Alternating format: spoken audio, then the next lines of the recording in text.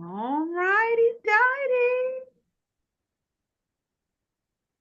Welcome, welcome, welcome, everyone. It's almost time for Financial Fun Friday. Welcome, welcome, welcome, everyone. It's almost time for Financial Fun Friday. You guys, you see the background.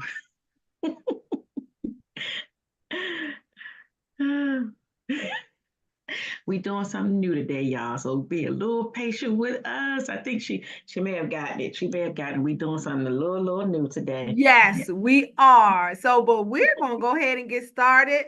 We are brought, so you all know, we have a YouTube channel also. And so we are going to be broadcasting live over on our YouTube channel. Hello, all of our YouTube subscribers, everyone who dropped by the page, put a comment down, say hello. So we're going to go ahead and get started. Yes. Welcome.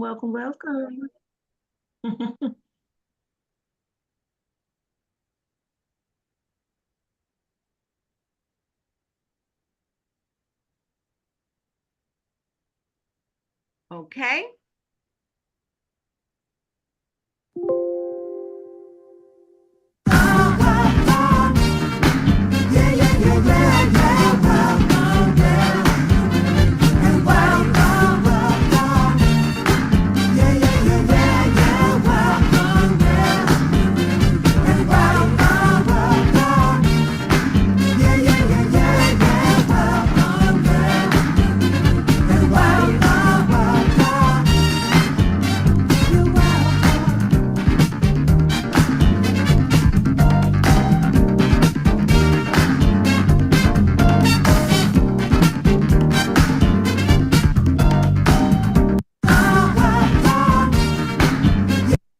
Well, you are welcome here to what?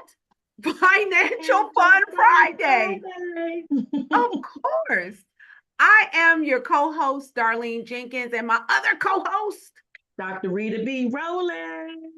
Dr. Rita B. Rowland. Yes, she does. And we are your Financial Fun Friday team. And we are being brought to you by ABS Retirement Solutions, where we're always bringing you what's new and what's next in the financial services industry. So welcome and thank you for joining us. Now, before we jump into today's show, for all of our new watchers, this is a show that we do on the first and third Friday of each and every month at 10 a.m. We broadcast live at 10 a.m. Eastern Standard Time. And we're also broadcasting live on YouTube simultaneously, as I said, on the first and third Friday. And what we do on this broadcast is we just pull back the curtain so that you can get an in-depth understanding of your federal benefits, your best retirement options. Also, we provide you with various financial nuggets and strategies.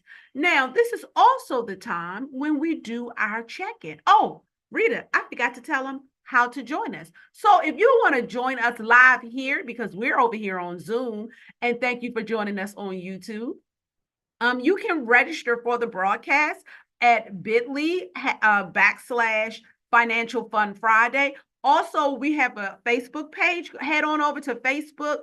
Follow us over there at Your AB Solutions over there. We're also on YouTube at ABS Retirement Solutions. And please like and follow us over on Instagram, also at ABS Retirement Solutions over there as well. So it's microphone checker, 1, 2 checker.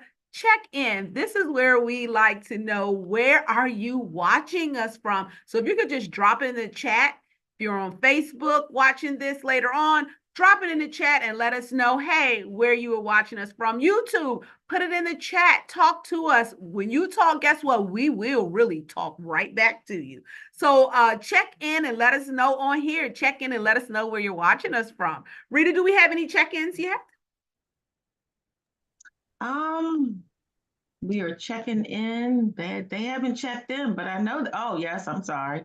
We got Delaware checked in. We got a bunch of people on, but they haven't checked in. And I think YouTube, we kind of new. There's something new. We got to get them trained a little bit, Right. darling. We YouTube, do, check Rita. in with us. We Check in absolutely with do. us. But I will say we got Upper Marlboro in the house. Hey, hey, hey, hey. We got Largo in the house. I know we got some Virginia in the house where. Um, so let's just go. We got a few states in the house. Okay. All right. We're going to do this. Yeah, we just have to get them, let everybody know that we're over here and we are going to be getting it over here on YouTube. So let's spread the word. Let everybody know. This will be uploaded on Facebook as well. So let's go ahead and get started. So the whole purpose for this series is we will just want to help you understand your benefits that you have on the job, your money. What's your money personality? Have you taken that quiz yet? Also, your money personality determines your spending habits. So you want to head on over to that other video on our page so you can see what's your money personality. Then we also offer support and solutions to enable you to reach your financial destination. So that's what this series is all about. Also, Rita, I just want to throw out there, if you all have a topic that you want us to discuss, or you're like, oh, you know what? I've been hearing about XYZ, drop us a call. Call us rather, 301-577-6340. We pick up the phone, we'll answer. Or you can email us at yourabsolutionsinc.com. And that's solutions with an S, and it'll be at the end so you can see it over there. So so that's what we're doing here today. Now, before we get into all of this good information, I do want to let you know that the information we're going to be sharing is going to be generic in context. And the reason we do that is because we don't have information about everyone that's on here. And so without having specific information on you and your family situation, we can't customize the presentation to you. But what we can do, if we hit on a topic or we start discussing something and you like, hey, Rita, Darlene, you're talking to me right now. Just reach out to your Financial Fun Friday team at 301-577-6340. And anything that we have covered, we can customize it right to you. So give us a call, 301-577-6340. And we're at your disposal. So thank you so much for understanding and apply the information where you feel it fits your particular situation. So thank you for understanding. So today, Rita, we're talking about the rules for inherited IRAs, retirement accounts, because we're all saving. Now, the goal, the reason we're saving, right, is so that we can have money to live out our retirement dreams. But for some of us and some of you out there, you're not going to spend all of your money. So it's important to know what's going to happen. What does your family need to know when they inherit this money? So, Rita, let's jump into it. What were you going to say? I'm sorry. I was going to say, I think it's also important for us to all understand too, when you think about your pools of money, when you think about all of the accounts and what's going to happen when you leave, who you want to give, I think you should really think about each pool and the person who's going to receive. So I had a client who passed away and he left all of his insurance money to his wife who was 62. But he left all of his TSP account to the grandkids that was in their 20s. So he should have flipped that around because they were young. Now they're forced to take out money, pay taxes, and they're young. But had he left them the insurance money, that was tax-free, left in, and I understand leaving his wife and didn't want her to pay taxes, but the kids had to pay a greater cost for that insurance, for that requirement on that 401k. So when you think about all of your pools of money, think about the people you want to receive it, and then make sure you give the right pool of money to the right people, the best strategy for them, because it's different based on who they are. So I think that's important to understand too, because we want to leave these kids and these grandkids something, but we need to look at what happens when you pass away. How does it pass to them? And that's some of the things that we're going to talk about today. Right. So on these accounts, so which do you have on your account? There are basically three types of beneficiaries. And so they are either going to be what's considered an eligible beneficiary and not, and this is their term. These are the exceptions. Okay. They're designated because you have designated them, but under this category as an eligible person, we're going to get into that. So they're eligible, they're designated, and then there are non-designated beneficiaries. So let's talk about it. Let me stop sharing this real quick. So let's talk about it. So when you have an eligible beneficiary, who is that? Like, aren't they all eligible? I have them listed. They are all eligible, right, Rita? But Yes. they have different rules when it comes to inheriting your account. So an eligible beneficiary, this is considered a spouse. This is also considered someone who is 10 years or less younger than the person who has passed, than the decedent. Also, this can be a minor of the decedent if the person is a minor at the time of death. Now, this also includes people who may have a handicap of some sort, such as Chronically ill. terminally ill, Ill, chronically ill. chronically ill, yeah, or have some sort of disability. So those are considered your eligible beneficiaries. And those beneficiaries, and Rita, you're going to talk about this. I just want to run through what are your beneficiaries so you know first, because each category, when it comes to the RMDs, they're treated differently. Then you have your designated beneficiaries, okay? So this is someone, of course, that's not a spouse, and they are going to be more than 10 years younger than the person who has passed away, okay? And now you also have your non-designated beneficiaries. So who is that? That's your trust. Those are organizations or charities or churches. Any non person is considered a non-designated beneficiary. And their rules are even different than the designated beneficiaries, right? So Rita, let's talk about how these RMDs, because when you inherit a IRA account, okay, from whether it's on their job, if they were working and they passed away, or they retired and then they passed away. So RMDs are going to be important. And what is a RMD? A required minimum distribution, meaning this is the amount you have to take out of a tax deferred account. Why? Because you've been hoarding it over there from the Internal Revenue Service. And they're like, the gig is up. We need our money. Roll me my money. So, Rita, what are the rules for the three types of beneficiaries? I love my partner, yeah. It sounded like she was saying they was doing a stick up. I know, I know. Okay.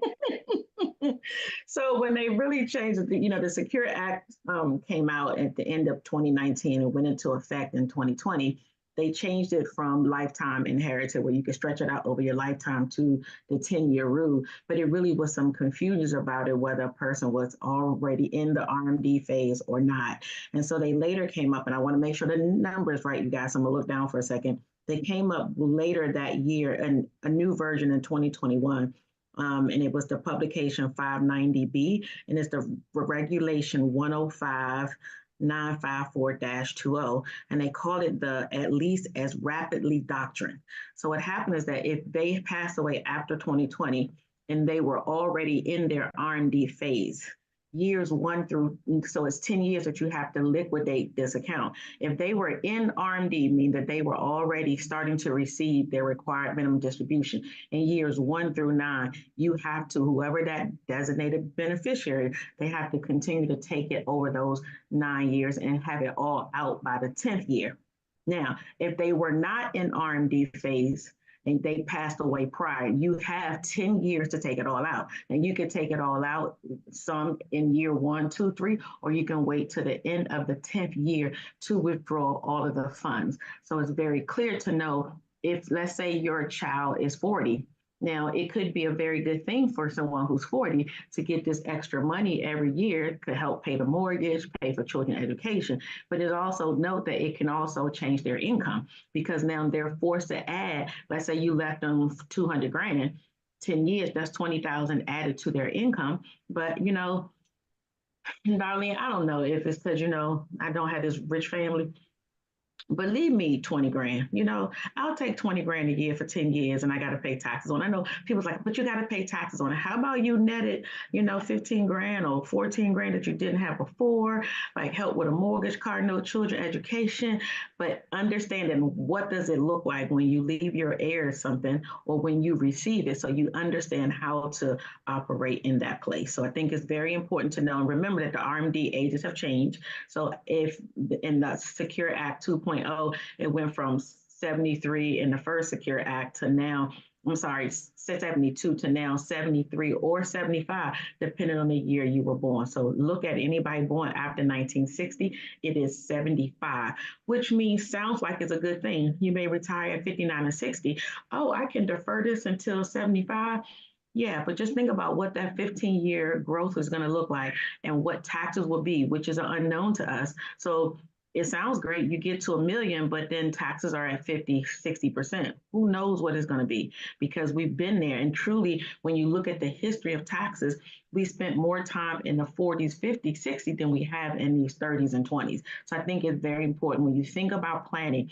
Remember, Dottie and I always talk about it's not this little small thing just about how much money I'm gonna get when I leave. It's many things to think about, whether it's Social Security, Medicare, where you're gonna live, taxes, inflation, and legacy.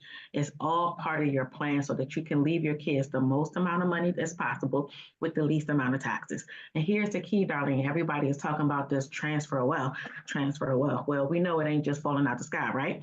It's coming Right. from and some of this transfer of wealth really is the boomers transferring all of these qualified accounts to their children and real estate. So how do you do it? Sit down, talk to us, talk to someone so you can strategize what is the best plan for you and your family. Absolutely, absolutely. And one thing to remember about these, because I have a client Rita right now. She doesn't have any children. Mm-hmm. Her She has one parent that's still alive that is 80, I think she's 86 or 87. No siblings, no cousins, no when her mom passes away, that's it. Wow. Literally no more relatives that she knows and has a relationship with and would want to leave her wealth to. And so she's talking about, I'm like, well, you can always leave it to your church, to your charity. And trust me, these entities, they know, but when it, as Rita said, with the RMDs and when you inherit a retirement account, a person, as Rita stated, has 10 years to get it out, but an institution has 5 years to get Yes, it. 5 Okay. years. Yeah, they have 5 years. And of course, your spouse, they actually can still do the stretch option. So when you are designating your beneficiaries, like they should be educated as well. And that's where your Financial Fun Friday team comes in, because not only do we work with you, we work holistically with your entire families, generations, because Rita, the average beneficiary in 6 months has gone through their inheritance. And it doesn't matter the amount, whether it's 10,000 you left them or 500,000. So we have to educate and talk to our beneficiaries, our children, our grandchildren. Do you have the proper estate planning tools set up, right, Rita? Absolutely. To make sure that what you worked hard for is going to be passed on and maintained in a way, because it took you what, 30, 40 years to get that money, and they spend it in 6 months. Because I think we also need to make clear we talked about the 10-year rule, but they also have the option to take it as a lump sum. So we don't want you to feel like they have to stretch it out. But a lot of children like to not, some of them, as Darlene said, some of them get it like, hey, give me all that money. But then they also look at what the tax consequence of taking 200 grand or 300 grand all at one time, and they already making 100 grand, 150. All of that is considered income in the year that they do that. But they also have that opportunity, and even as a spouse, they can even say, hey, they can take on that account as if it was their own, or they can also roll it over to something else, or they can cash out. So there are other options. We just wanted to make sure that the 10-year rule was explained, because there was some confusion about it when the Secure Act came out. But there are other options of how you receive these funds. But of course, you always want to look at what's best for you, and best for you long term, not short term, because sometimes we can get short sighted and seeing only what we need in the moment, but not truly looking at what if I do live till I'm 90, 95? What does that look like for me? And how can this maybe assist me in helping me reach my financial destination? Exactly. And that's what your Financial Fun Friday team is here for, to do what? Enable you to reach your financial destination. So that's what we wanted to go over with you. So who do you have on your account? Is it your spouse? Are they eligible so they can, Oh, Darlene, how about this too, y'all? How about just go check to see who you have? Because how many people are passing away and they got the wrong people, and they got ex-husbands, ex-wife, mom and daddy passed away, sister gone. Please, how about you just go check to see the name that you do have on the account? Okay? yes. We have horror stories after horror story. And if you have accounts, sit down with us, somebody, put your stuff together. Call us, say, Rita, I want to be able to have all my stuff in one place. We have this document, but get an estate plan. So your kids, I have people call all the time, Rita, how do I know if my mother or father had insurance? Can you please let somebody know where your accounts are, what's going on? I know you don't want to, we don't want anybody in our business, so we don't tell anybody. But then when something happens, don't nobody know our business. So it's a lot of what? Unclaimed money. It's unclaimed because nobody knew you had it. And it wasn't listed anywhere in the event of death. These are the things that you need to contact. That's another thing. Like, this don't even matter if they don't even know it's there. No. Mike.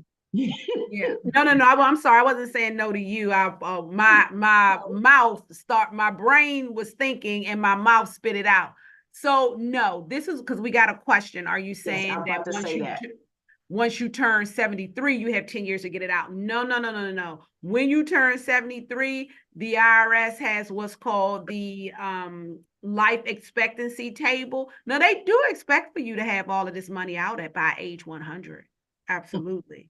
They do. They have a plan for them getting their taxes if it's in a tax deferred account. You have not paid any money on any taxes rather on any of the money, your deposits or the growth. So they have a plan that they want to get it back over a certain amount of years. So when you start withdrawing your RMDs, you have your whole life. And each year that you're taking out the RMDs, the amount that you have to take out, Rita, they need to know this, goes up every year. It's not just a static amount. Yeah, The absolutely. older you get, the more they want you to take out. That Yeah. 10-year rule comes into play when it is your beneficiaries. You have crossed the river to the great by and by, and it's the people that you have left behind that you have left this your inheritance to. Those people are the ones that are subject to the 10-year rule.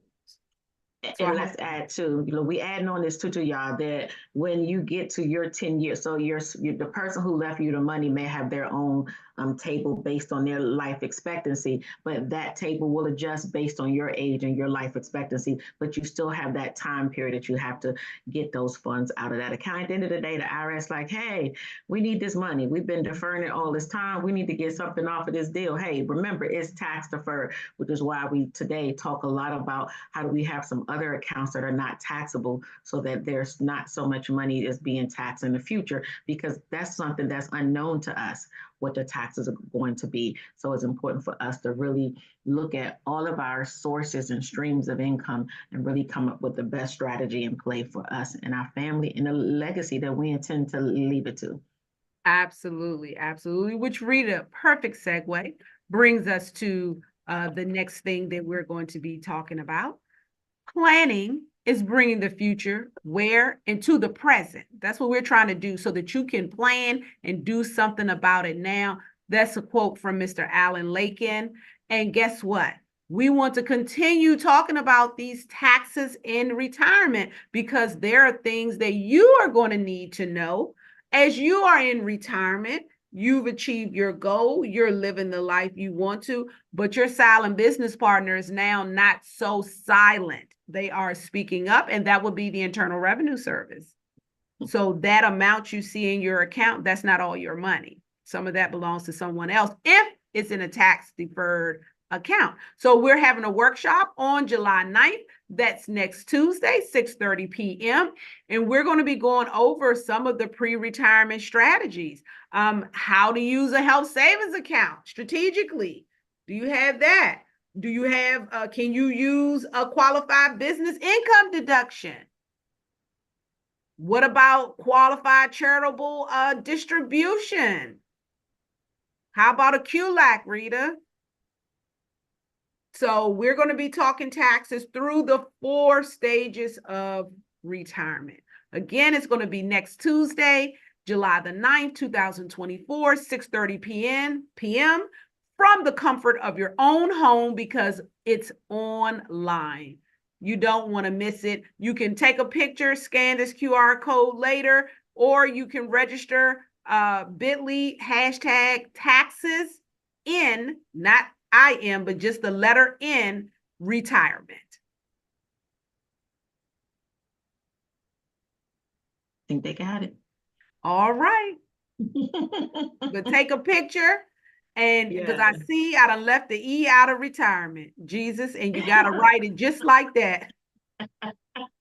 So for all those are looking, retirement doesn't have it does have an E in the actual one, but just scan the QR code and it'll take you right there, or call our office and we're going to give you the number in a minute and we'll make sure we get you registered. Yes, and we will thank you, Rita. We'll get you registered. So contact us today so we can help you map out a strategy so you can put all of the pieces together. You can reach your Financial Fun Friday team at 301-577-6340. And we would welcome the opportunity to be of service to you and your family.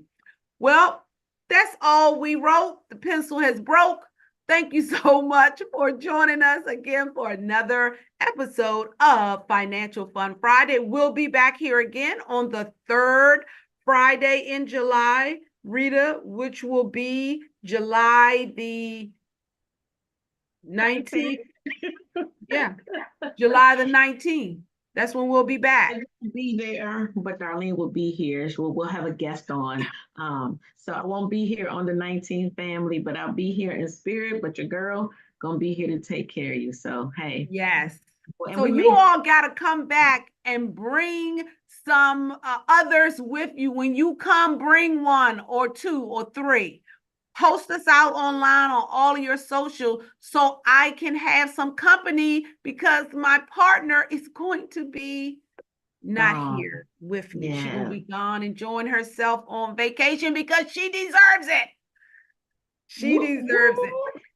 So thank you, everybody. We appreciate you. Of course, again, you can reach us at 301-577-6340. It's your Financial Fun Friday team. Everybody have a great and wonderful, safe weekend. Stay hydrated and be safe out there. Take care, everybody. Bye-bye. Have a wonderful weekend. It's your Financial Fun Friday. And it is Friday. It's Friday. It's Friday. Thank God it's Friday. Yes.